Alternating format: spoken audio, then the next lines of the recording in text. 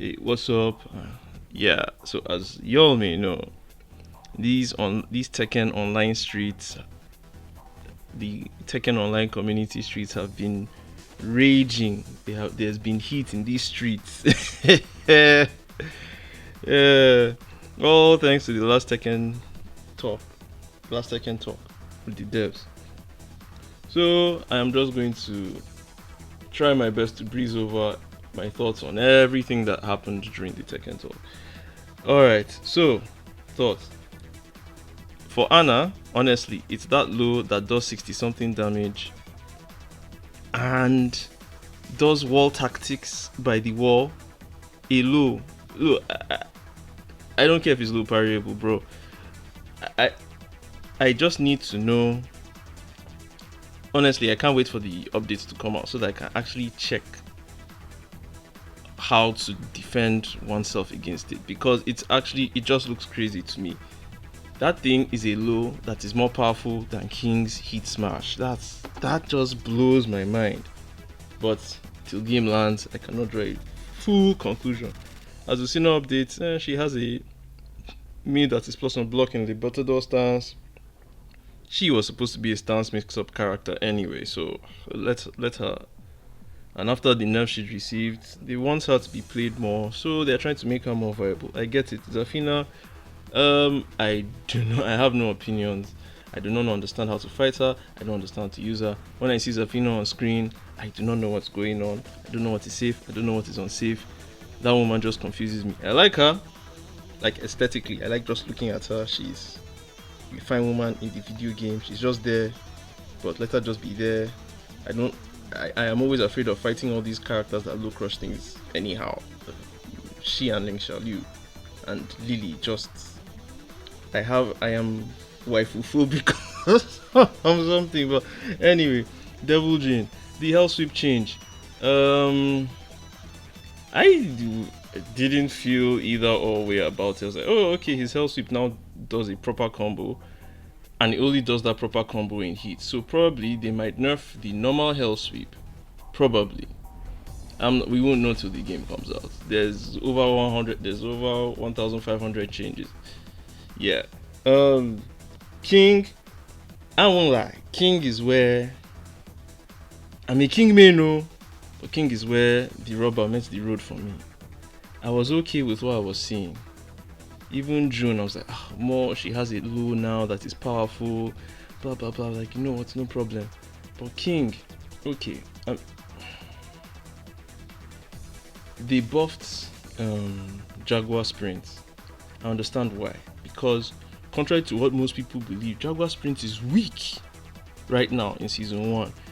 If he doesn't do it off Heat Smash or off his up forward 3+4 power crush, if he doesn't do it at significant frame advantage, basically, that even in heat with the armor, that move is almost useless because you can jab him out of all his options. So understand why they did it. So when I saw them give him more ways to enter the stance, I was like, okay, they gave him this new stance so that he can run as people, and they've nerfed muscle armor. So they're trying to make that Jaguar Sprint part of him more iconic. I get that. So no problem. In fact, when I saw it, I just laughed like, oh my god, I'm going to be so toxic with this thing. So I let it go. No problem.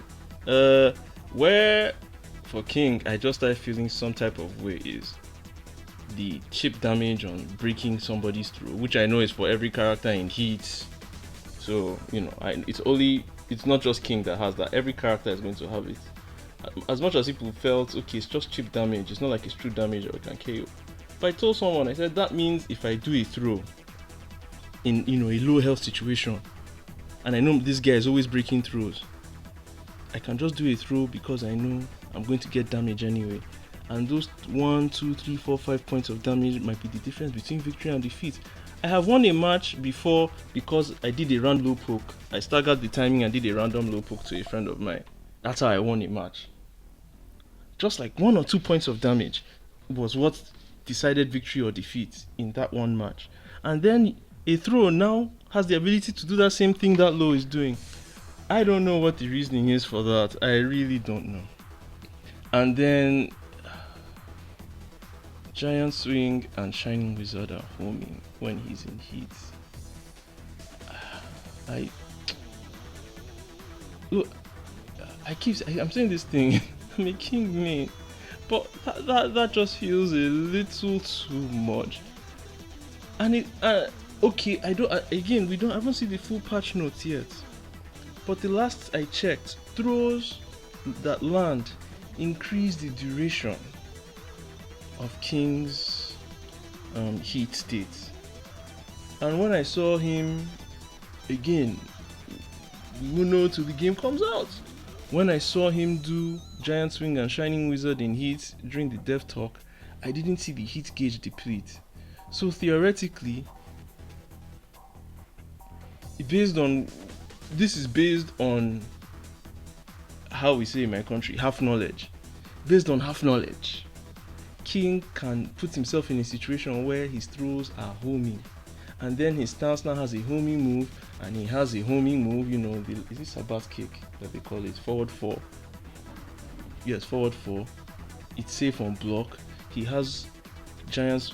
So stepping King automatically becomes a nightmare.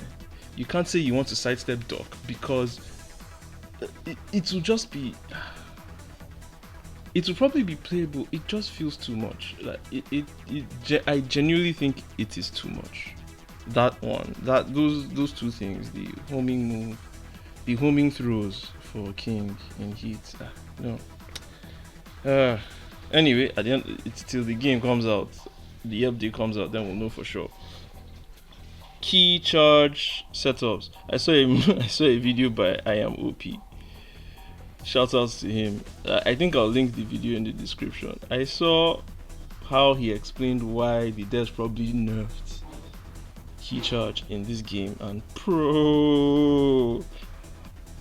I am surprised more people did not use key charge setups, man. That thing would have been, at plus 17, you're basically defenseless because you can use, heat dash cancels and heat engage, heat dash cancels and landing heat engager with that whole thing. Okay, no, you can't use the heat engager. It's the heat dash cancels you can use. Like, I'll link the video. You need to watch that video. Like, when I saw those things, I was just the reason now I am now pissed off about key charge being gone is because I did not have the sense. I did not have the wisdom with my big head. I did not have the wisdom to exploit that thing for myself. I should have done it. I didn't enjoy it. That's why I did not enjoy it. It was right there, free. Anyway. So at the end of the day, what now happens? Okay.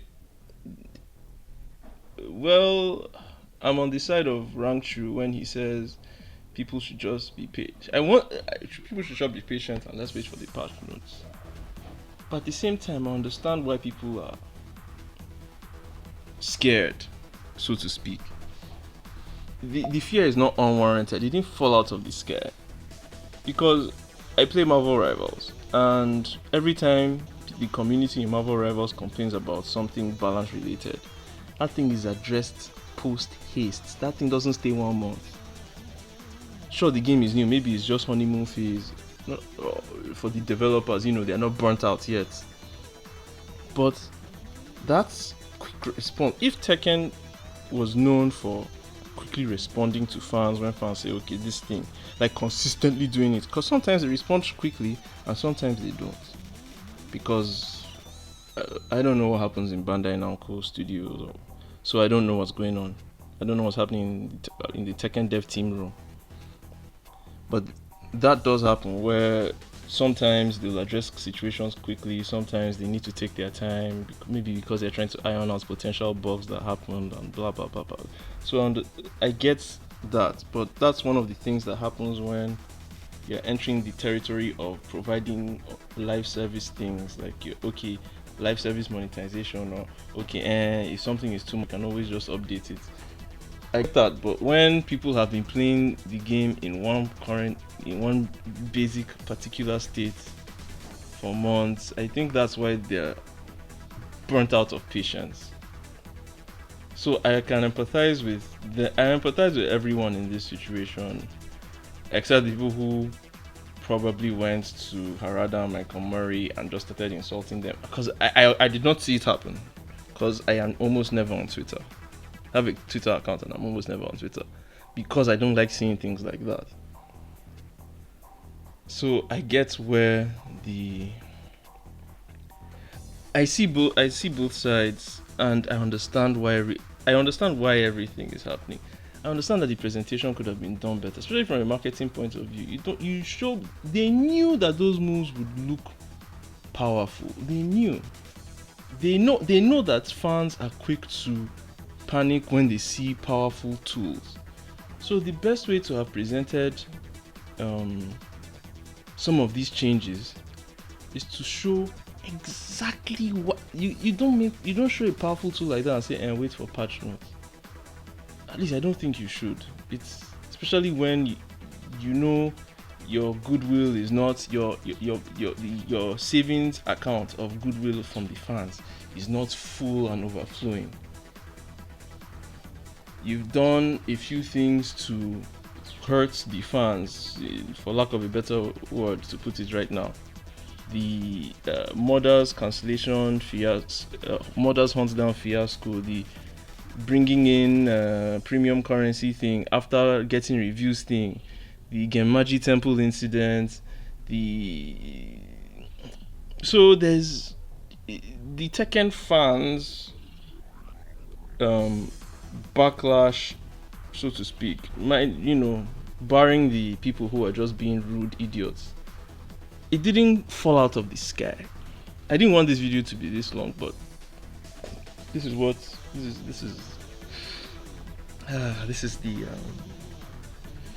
this is the position we find ourselves. I will not say I am optimistic. I won't say I'm pessimistic. All I know is I will still play Tekken. I just don't want a situation where the backlash is so big and the fallout is so bad that Tekken 8 doesn't recover, because so much is riding on this game. I have a YouTube channel about fighting games, but Tekken is the game. It was my main game. The other main game I was maining, in quotes, was DNF Duel, and that game is basically dead and gone. Like, it's there. If I struggle to go to the Discord and find people to play with, I probably will, but I don't always have time to do that, and then my internet connection in my country is that's a whole different situation. So I empathize with people on all sides of this situation, but at the same time, we all need to remember that this is a game we enjoy, this is a game we love. I've been playing this game for over 20 years. From the moment I entered my cousin's room and saw the intro for Tekken 3 with Heihachi coming down from the helicopter, the fire in the scenery, then they showed Liu Long, then they showed Paul Phoenix, then they showed Eddie Gordo, then they showed Hwoarang, then they just kept showing all these cool characters. Then I played the game. That was it. Like, I just saw that one intro video with the really cool music in Tekken 3 on PS1, and that was it. I have been playing Tekken since that I saw that video. Over 20 years ago, I have played Tekken since I saw that video. So I love this game. I don't want it to die out or fall out. I accept that heat is in this game. In fact, I think heat can be a great thing if tweaked right. If tweaked right, heat can be a great addition to this game.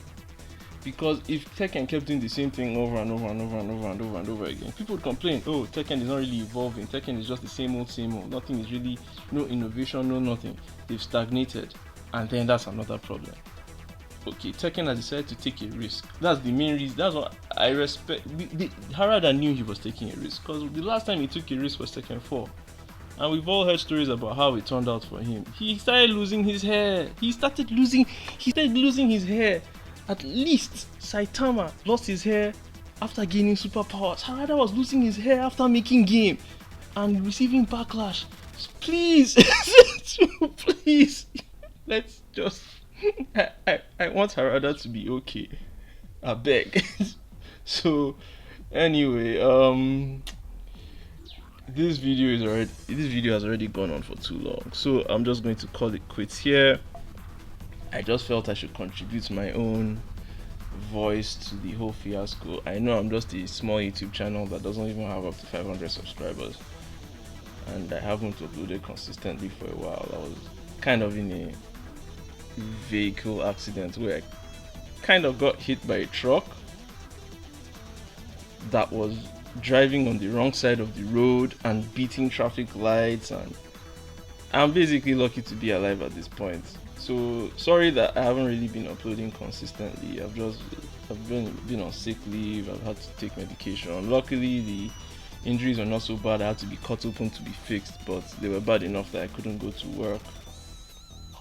So, sorry for the whole life update thing, but that's why I haven't been consistent. I will try to be more consistent, and I pray.